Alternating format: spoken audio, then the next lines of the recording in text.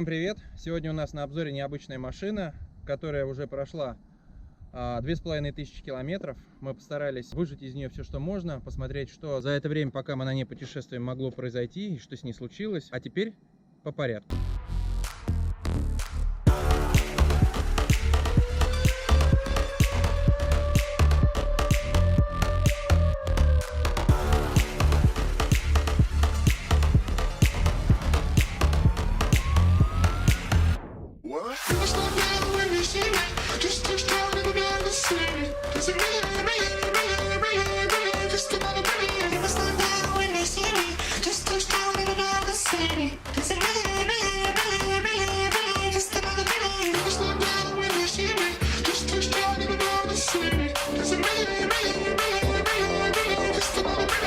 Ну что, Chrysler 2015 года, объем 2.4. Вообще данная модель начала производиться с 2010 года, пришла на смену на Chrysler Sebring. На рынке в Америке всего представлено было 4 вариации, иными словами 4 комплектации этого автомобиля. Из них всего 2 двигателя, это 3.6 полный привод и 2.4. Поставлялось 3 коробки передач, 4, 6 и 9-ступенчатая. В нашем варианте 9-ступенчатая 2.4 переднеприводная машина. Это обычный седан, я бы сказал семейный седан, небольшой, не маленький, средних размеров, очень маневренный, очень управляемый. Комплектация: велюровый салон, у нас с нами камера заднего вида и большой навигационный компьютер, который позволяет показывать и выводить информацию практически на все параметры, включая двигатель, масло, расход. Показывает нам нагревы всех жидкостей. Ну что, теперь по порядку, более детально. Значит, колеса 17-дюймовые. 17-дюймовые колеса с датчиками давления. Салон. Что хочется сказать по салону? Вы знаете, очень удобно сидеть. Это американский автомобиль. Здесь, конечно, все создано для водителя, в том числе и безопасность. Расскажу сейчас немножко фишек, которые управляются с компьютера. Давайте вот его заведем. Вот так вот она заводится. Сейчас она немножко промигается. Да. Что мы видим? Первое, ну, естественно, все в милях. Но боковой компьютер, если вы видите, вернее, центральный компьютер позволяет все выводить в километрах в час. Мы с вами видим среднюю скорость в верхнем левом углу, приблизительно расход бензина, вернее, остатки бензина до окончания в баке. И я вывел километры в час, пересчеты мили в километры. Дальше обычный тахометр. Что можно еще туда выводить? Ну, во всех американских машинах создана почему-то навигационная система в виде компаса. Можно обратить внимание, да? Я не понимаю, зачем это нужно, но вот по законодательству американцы обязательно должны устанавливать компас. Сюда дальше вводится климат, причем климат не выводит температуру, он управляется обычными клавишами вверх-вниз и показывает просто температуру. Псевдоклимат, я бы назвал его так. Дальше показано распределение воздуха. Дальше у нас с вами идут тонкие настройки. Это часы и настройки. Вот самое интересное. Дисплей мы выбираем метрические либо американские. Это понятно. Можно выбрать ручная настройка дисплея, чтобы подсветка, язык. Так, в этом меню больше ничего нет. Дальше.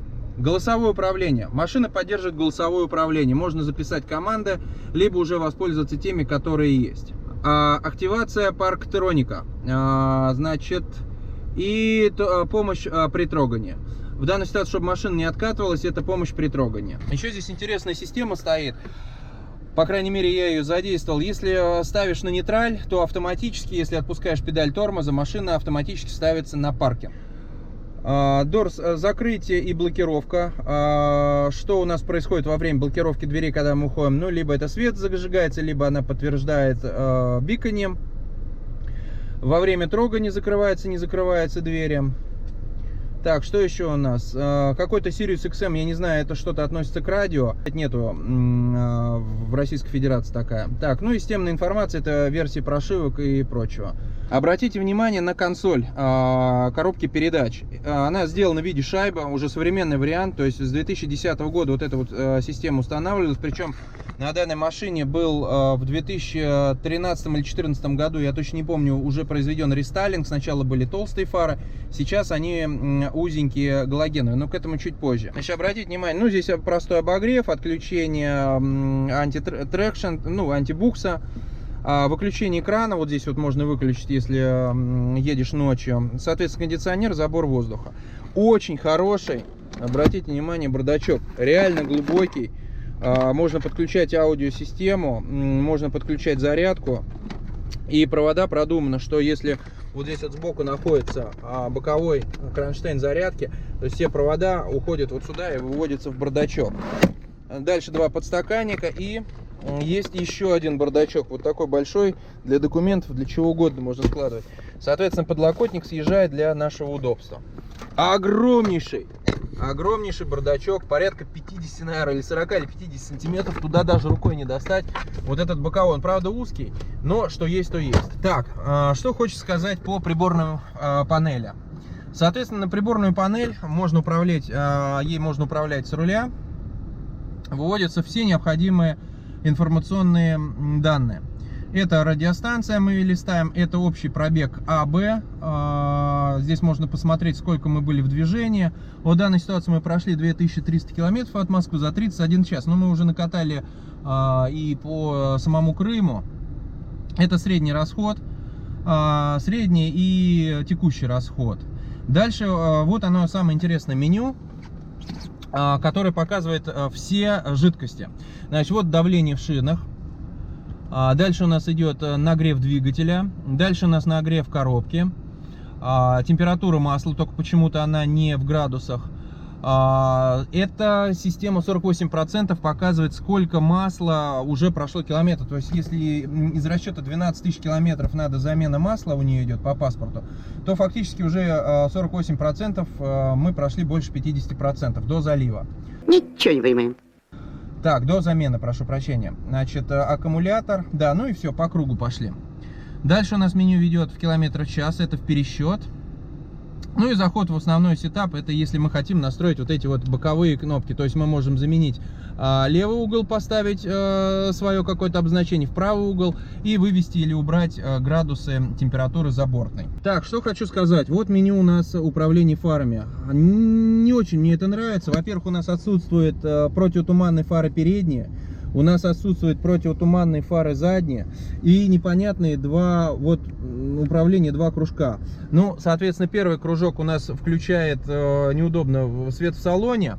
И он же, еще второе у него положение щелчок. Это выключает яркую подсветку приборной доски.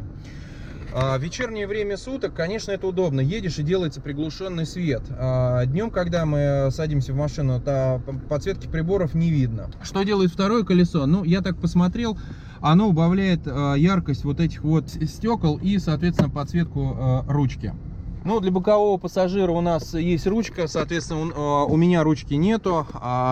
Зеркало с подсветкой.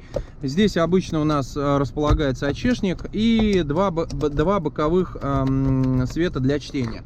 Так, у пассажира, да, тоже оно, соответственно, с подсветкой. Так, что еще? Медиа, да, по мультимедиа. Мультимедиа подключается по Bluetooth, можно слушать радио, но есть ошибка. Не знаю почему, на половине песни, на некоторых песнях почему-то трек доигрывает до половины и выключается. То ли ошибка в прошивке, то ли, я не знаю, что-то еще. У нас подключается по Bluetooth телефон, слышно очень хорошо. Если сравнивать с другими автомобилями такого же класса, то помех практически не слышно. Вот едешь в машине, разговариваешь, и я иногда человека спрашиваю, как слышно, как будто я в машине. Мне говорит, нет, говорит, полнейшая тишина. То есть звук телефона проработан очень хорошо. Расположены два вот они активных микрофона на зеркале. Видно, слышно великолепно. Так, что еще хочу отметить. Значит, по коробке передач. У нас с вами всего лишь два режима драйва. Это обычный драйв и пониженная. Причем на пониженной это не как принято в обычных машинах, что ты разгоняешься до первой и второй и тянуть в гору, например, прицеп. Здесь почему-то проработан такой вариант, что это переключение коробки передач на более высоком обороте. То есть она растягивает до 3,5 до 4000 и переключается на следует. То есть с 1 до 9 можно идти на повышенных. Так, и, соответственно, у нас, как я говорил, в комплектации присутствует камера заднего вида. И она не просто камера, но и с траекторией. Ну, в нашей комплектации всего лишь одна дверь. Вот если посмотреть, есть с замком. На второй двери такой системы нету. Поэтому закрыть можно только с одной стороны. Самое, что интересное в этой системе, я вот сейчас покажу. Мы закрываем с вами дверь. Подходим, нажимаем, она пикает, все. И чтобы открыть, мы беремся за ручку. Но если мы держимся и нажимаем, система не срабатывает. Но это не очень удобно. То есть я покажу, вот, например, если мы уходим обычно на европейских машинах, берешь за ручку, нажимаешь, и она закрывается. То в этой машине нажал и все. И браться за ручку нельзя, иначе она заново откроется. Да, с моим ростом я хочу сказать, что в принципе места достаточно. Если залезть, ну вот у меня коленки, они не упираются, но в то же время сидеть худо-бедно ли мне можно. Но если учесть, что будет водитель не такой высокий, как я, может быть, все и уместится. Вот сзади у нас колонка, сзади у нас подстаканники. Есть удобный подлокотник еще с двумя и с маленьким бардачком. Да, как и в европейских машинах, есть задний лючок для складывания что-то в багажник, перекидывания. Ремни безопасности и электронный стеклоподъемник. Так, багажник. Ну, багажник очень вместительный. Единственное, что отсутствие боковых сеток, сразу скажу, нету. Есть крепления, вот они две. Скорее всего, это натягивается сетка, но я не смотрел комплектацию. Может быть, у нас не такая комплектация. Докатка. Под докаткой расположен домкрат и и крутилка. Ключа я не нашел. Да, еще есть вот такие прикреплены специально треугольники, башмаки, чтобы машина не катилась во время замены. Я не нашел здесь ни ключей, ни запасных ключей. Просто в этом автомобиле нету почему-то. Наверное, либо надо докупать, либо еще что-то делать, но я их не нашел. Так, теперь самое интересное. Камера заднего вида. И очень тяжело найти ручку открывания. Вот даже если сейчас посмотреть, ручка открывания. Вроде фонарь, вроде какие-то болты. На самом деле, вот она, эта ручка. Вот так открывается багажник. Но чтобы его закрыть, внимание, американцы не придумали. Просто не придумали. Нет такого. Вот хочешь закрыть, найти. Если у тебя багажник грязный, тебе придется трогать себя руками, закрывать. Нету никаких ни зацеп, ничего. Вот эту штуку я попытался вот так закрыть, сорвал. То есть берешь руками, закрываешь, багажник грязный, руки грязные. Все. Так, что еще хочу сказать. Теперь давайте к моторному отсеку. Так, вот у нас на машине расположены фары. Сейчас давайте немножко о фарах. Диодные ходовые огни, они нижние, и галогеновая линзованная фара. Дальше у нас расположен поворотник. Он сверху располагается желтого цвета, но нарисован белый. И у нас еще, как в американском варианте, вот он в крыле находится второй дополнительный бортовой огонь. Вот он 2.4 мотор, простая комплектация, обычный здесь фильтр, расширительный бачок. На этой машине расположен электроусилитель руля, как вы видите, что нету бачка для жидкости ГУР. Так, что еще у нас здесь? Кондиционер. Ну, проблема данного мотора только одна, что он достаточно шумный. И если мы обращаем внимание, это не только в моей, не знаю, будет ли видно, не будет, он работает как дизель. То есть его реально трясет как дизельный двигатель. Я посмотрел обзоры американских коллег, и они тоже про это рассказывают, что двигатель шумный, в салоне его слышно. И машину реально трясет.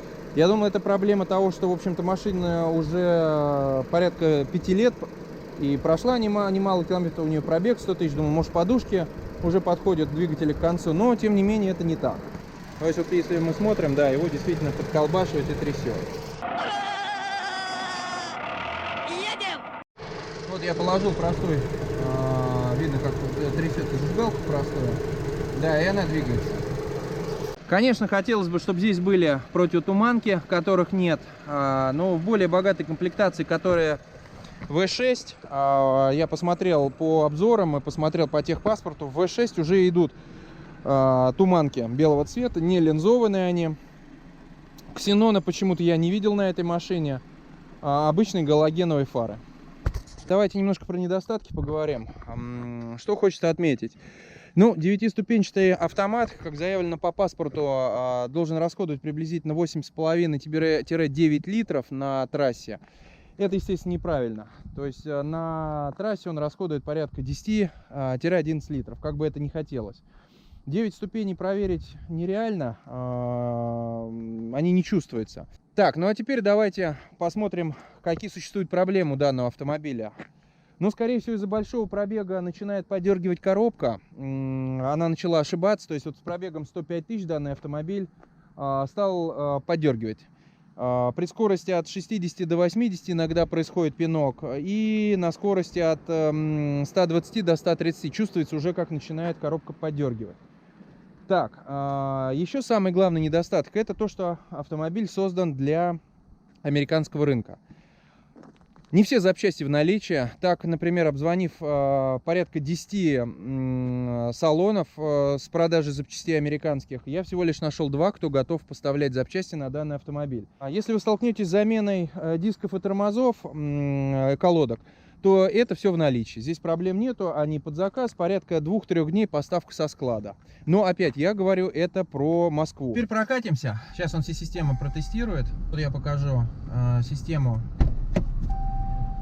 Оп, и вот она, система сработала ручного тормоза. Да, действительно, это очень удобно. Хочу сказать, это прежде всего безопасно, что машина во время остановки не укатится у вас, если стоит на нейтрале. Несмотря на мой практически 2-метровый рост, мне в ней комфортно. Я сижу, мне очень удобно. Но вот немного слов о динамике.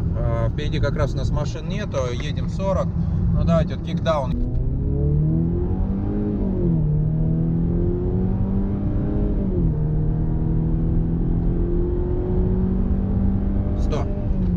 Секунд. Для 2,4 литра это достаточно, слабый результат. Отличительной чертой данного автомобиля является еще и то, что у него маленький бак. Это порядка 60 литров.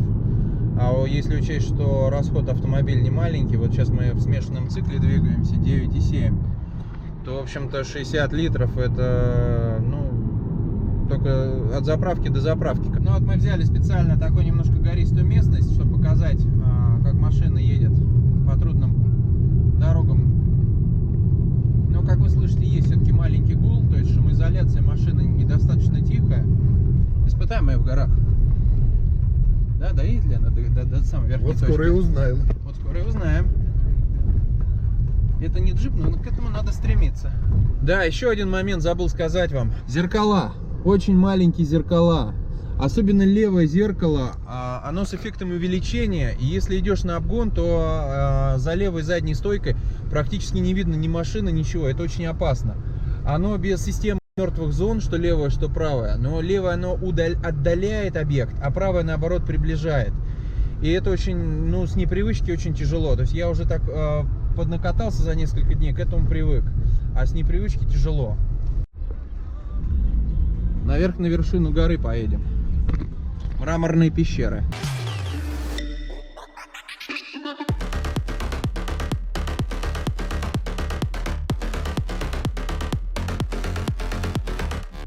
Говорят, в Крыму дороги построили. Мы вам рассказывали в предыдущих сериях, да? Везде. Вот попробуем сейчас поймать диагональное вывешивание. Проверим машину на внедорожные качества. Руль прямо. Вот.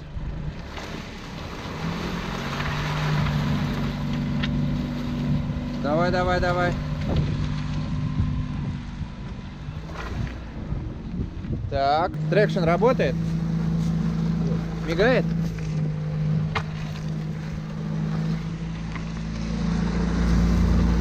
Машина потихоньку, но ползет вверх. Вот, трекшн отрабатывает как.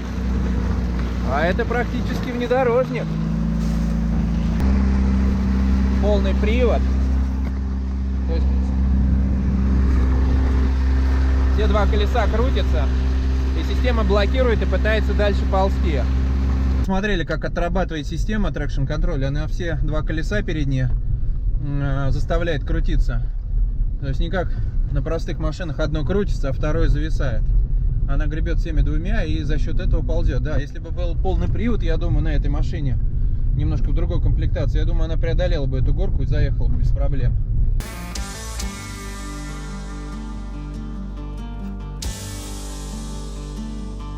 С рождения подчинен по правилам играть. Ползем в гору, буксуем. Машина показывает уже 97 градусов.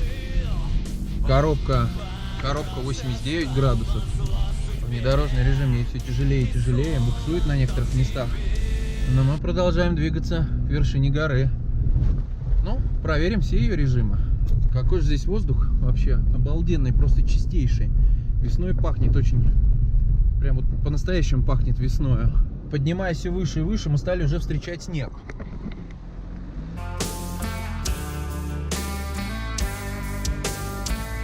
Уже видно сама вершина, нам туда.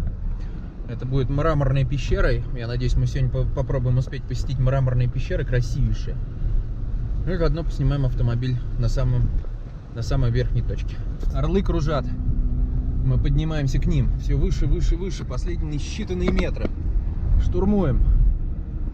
Он понял, что не так, отдав все, чем он был. Он вдруг бороться стал назло судьбе и слово дал себе, что больше никогда не даст сломить себя.